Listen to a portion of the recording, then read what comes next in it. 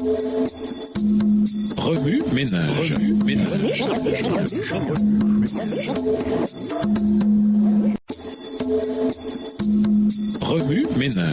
ménage.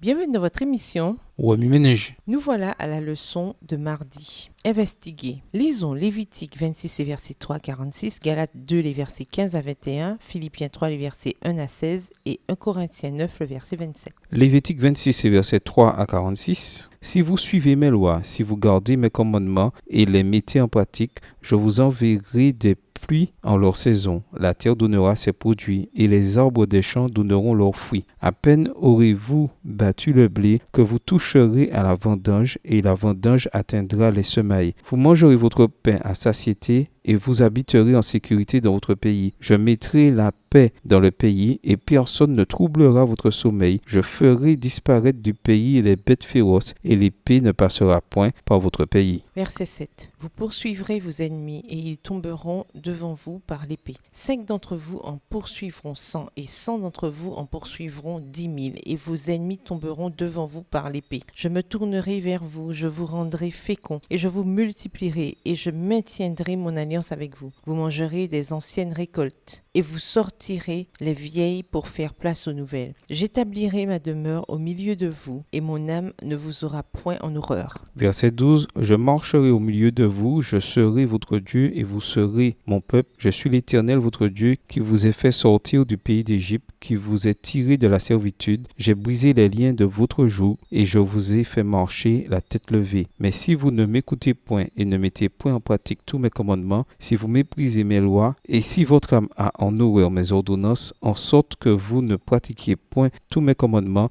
et que vous rompiez mon alliance. Voici alors ce que je vous ferai. J'enverrai sur vous la terreur, la consomption et la fièvre qui rendront vos yeux languissants et votre âme souffrante. Et vous sèmerez en vain vos semences, vos ennemis les dévoreront. Verset 17. Je tournerai ma face contre vous, et vous serez battus devant vos ennemis. Ceux qui vous haïssent domineront sur vous, et vous fuirez sans que l'on vous poursuive. Si malgré cela, vous ne m'écoutez point, je vous châtierai 7 fois plus pour vos péchés. Je briserai l'orgueil de votre force. Je rendrai votre ciel comme du fer, et votre terre comme de l'airain. Votre force s'épuisera inutilement, votre terre ne donnera pas ses produits, et les arbres de la terre ne donneront pas leurs fruits. Si vous me résistez, et ne voulez point m'écouter, je vous frapperai 7 fois plus selon vos péchés. Verset 22. J'enverrai contre vous les animaux des champs, qui vous priveront de vos enfants, qui détruiront votre bétail, et qui vous réduiront à un petit nombre, et vos chemins seront déserts. Si ces châtiments ne vous corrigent point, et si vous me résistez, je vous résisterai aussi, et je vous frapperai 7 fois plus pour vos péchés. Je ferai venir contre vous l'épée qui vengera mon alliance. Quand vous vous rassemblerez dans vos villes, j'enverrai la peste au milieu de vous, et vous serez livrés aux mains de l'ennemi. Lorsque je vous briserai le bâton du pain, 10 femmes cuiront votre pain dans un seul four, et rapporteront votre pain au poids. Vous mangerez et vous ne serez point rassasiés. Verset 27. Si malgré cela, vous ne m'écoutez point et si vous me résistez, je vous résisterai aussi avec fureur et je vous châtierai 7 fois plus pour vos péchés. Vous mangerez la chair de vos fils et vous mangerez la chair de vos filles. Je détruirai vos hauts lieux, j'abattrai vos statues consacrées au soleil. Je mettrai vos cadavres sur les cadavres de vos idoles et mon âme vous aura en horreur. Je réduirai vos villes en désert, je ravagerai vos sanctuaires et je ne respirerai plus l'odeur agréable de vos parfums.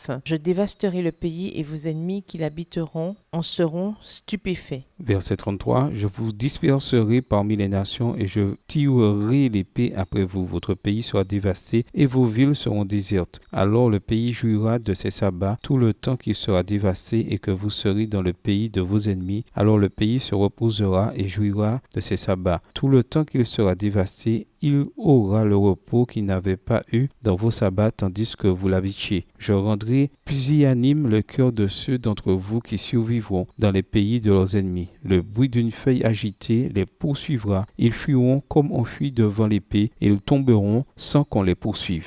Verset 37. Ils se renverseront les uns sur les autres comme devant l'épée, sans qu'on les poursuive. Vous ne subsisterez point en présence de vos ennemis. Vous périrez parmi les nations, et le pays de vos ennemis vous dévorera. Ceux d'entre vous qui survivront seront frappés de langueur pour leurs iniquités, dans le pays de leurs ennemis. Ils seront aussi frappés de langueur pour les iniquités de leurs pères. Ils confesseront leurs iniquités et les iniquités de leurs pères, les transgressions qu'ils ont commises envers moi, et la résistance qu'ils m'ont opposée, péchés à cause desquels, moi aussi, je leur résisterai, et les mènerai dans le pays de leurs ennemis. Et alors leur cœur incirconcis s'humiliera, et ils paieront la dette de leurs iniquités. Je me souviendrai de mon alliance avec Jacob, je me souviendrai de mon alliance avec Isaac et de mon alliance avec Abraham, et je me souviendrai du pays. Le pays sera abandonné par eux, et il jouira de ses sabbats pendant qu'il restera dévasté loin d'eux, et ils paieront la dette de leurs iniquités parce qu'ils ont méprisé mes ordonnances et que leur âme a eu mes lois en horreur. Mais lorsqu'ils seront dans le pays de leurs ennemis, je ne les rejetterai pourtant point, je ne les aurai point en horreur, jusqu'à les exterminer, jusqu'à rompre mon alliance avec eux, car je suis l'Éternel leur Dieu. Je me souviendrai en leur faveur de l'ancienne alliance par laquelle je les ai fait sortir du pays d'Égypte aux yeux des nations pour être leur Dieu, je suis l'Éternel. Tels sont les statuts, les ordonnances et les lois que l'Éternel établit entre lui et les enfants d'Israël sur la montagne de Sinaï par Moïse. Galates 2, les versets 15 à 21. Nous sommes juifs de naissance et non pécheurs d'entre les païens. Néanmoins, sachant que ce n'est pas par les œuvres de la loi que l'homme est justifié, mais par la foi en Jésus-Christ, nous aussi nous avons cru en Jésus-Christ afin d'être justifiés par la foi en Christ et non par les œuvres de la loi, parce que nulle chair ne sera justifiée par les œuvres de la loi. Mais tandis que nous cherchons à être justifiés par Christ, si nous étions aussi nous-mêmes trouvés pécheurs, Christ serait-il un ministre du péché? Loin de là. Car si je rebâtis les choses que j'ai détruites, je me constitue moi-même un transgresseur. Car c'est par la loi que je suis mort à la loi, afin de vivre pour Dieu. J'ai été crucifié avec Christ. Et si je vis, ce n'est plus moi qui vis, c'est Christ qui vit en moi. Si je vis maintenant dans la chair, je vis dans la foi au Fils de Dieu, qui m'a aimé et qui s'est livré lui-même pour moi. Je ne rejette pas la grâce de Dieu, car si la justice s'obtient par la loi, Christ est donc mort en vain. Philippiens 3, les versets 1 à 16.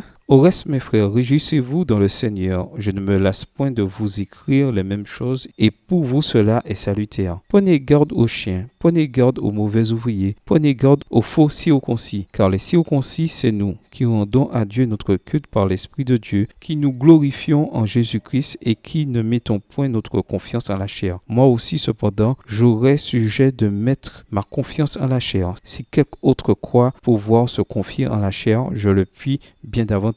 Moi, circoncis le 8e jour de la race d'Israël, de la tribu de Benjamin, hébreu né d'hébreu quant à la loi pharisien, quant aux zèles persécuteurs de l'Église irréprochable à l'égard de la justice de la loi. Verset 7. Mais ces choses qui étaient pour moi des gains, je les ai regardées comme une perte à cause de Christ. Et même je regarde toutes choses comme une perte à cause de l'excellence de la connaissance de Jésus-Christ mon Seigneur, pour lequel j'ai renoncé à tout, et je les regarde comme de la boue afin de gagner Christ, et d'être trouvé en lui, non avec ma justice, celle qui vient de la loi, mais avec celle qui s'obtient par la foi en Christ, la justice qui vient de Dieu par la foi, afin de connaître Christ et la puissance de sa résurrection et la communion de ses souffrances en devenant conforme à lui dans sa mort pour parvenir, si je puis, à la résurrection d'entre les morts. Ce n'est pas que j'ai déjà remporté le prix ou que j'ai déjà atteint la perfection, mais je cours pour tâcher de le saisir, puisque moi aussi j'ai été saisi par Jésus-Christ. Verset 13. Frère, je ne pense pas l'avoir saisi, mais je fais une chose, oubliant ce qui est en arrière et me portant vers ce qui est en avant. Je cours vers le but pour remporter le prix de la vocation céleste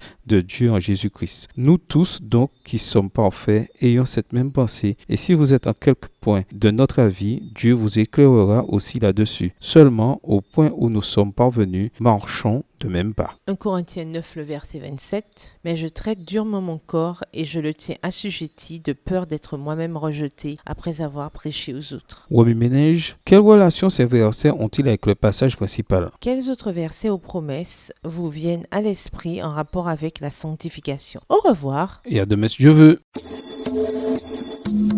Remue ménage. Remue ménage.